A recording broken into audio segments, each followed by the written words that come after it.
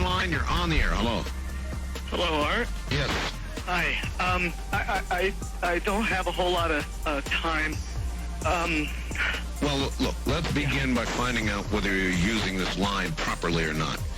Area 51. Yeah, that's right. Were you an employee or are you now? A former employee. Former employee.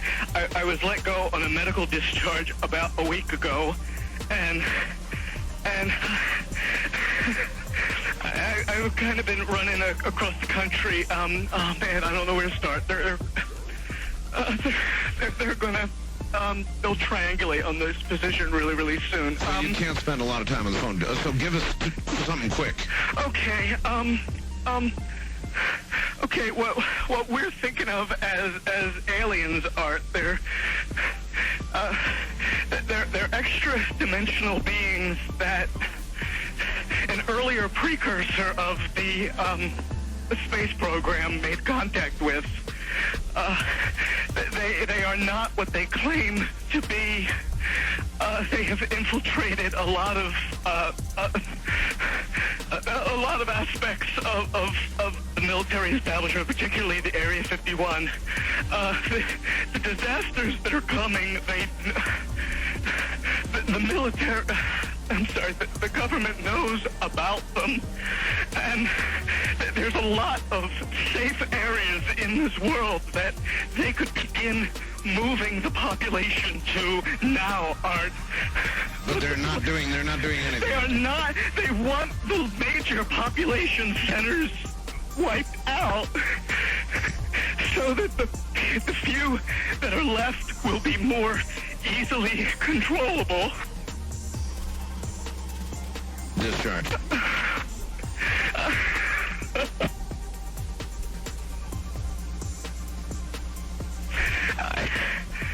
I started getting...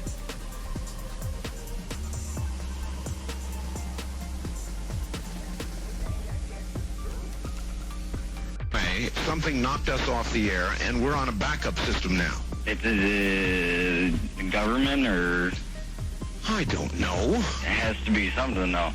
Well, did you hear... Now, you tell me because you were listening. That was awful strange. There was a really weird guy on the air when it went off? Yeah. Real weird out. Like, going... Sort of sounding paranoid, schizophrenic? Like crying and everything. Yeah.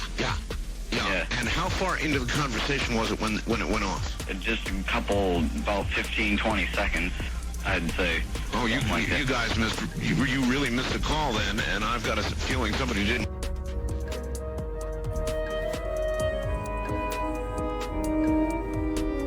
Some took the form of three-dimensional membranes, like our own universe.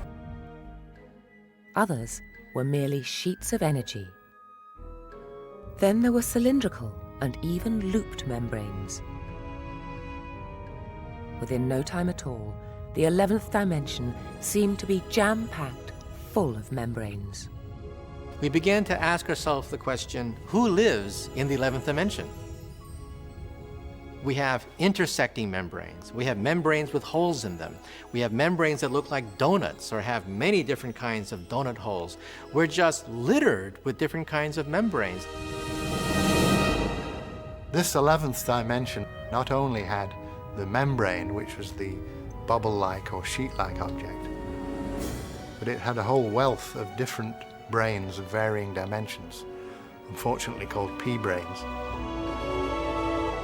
Each of these membranes was a possible other universe.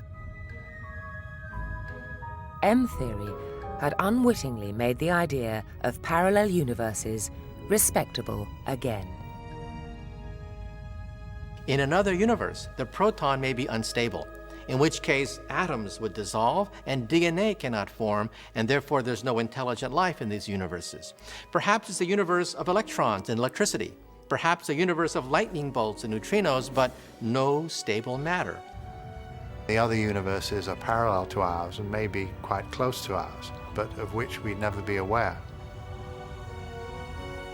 They may be completely different, with completely different laws of nature operating. They may not all have life, but some fraction of them will have life. And whatever that fraction is, if there's an infinite number of these universes, there'll be an infinite number of universes that have living civilizations.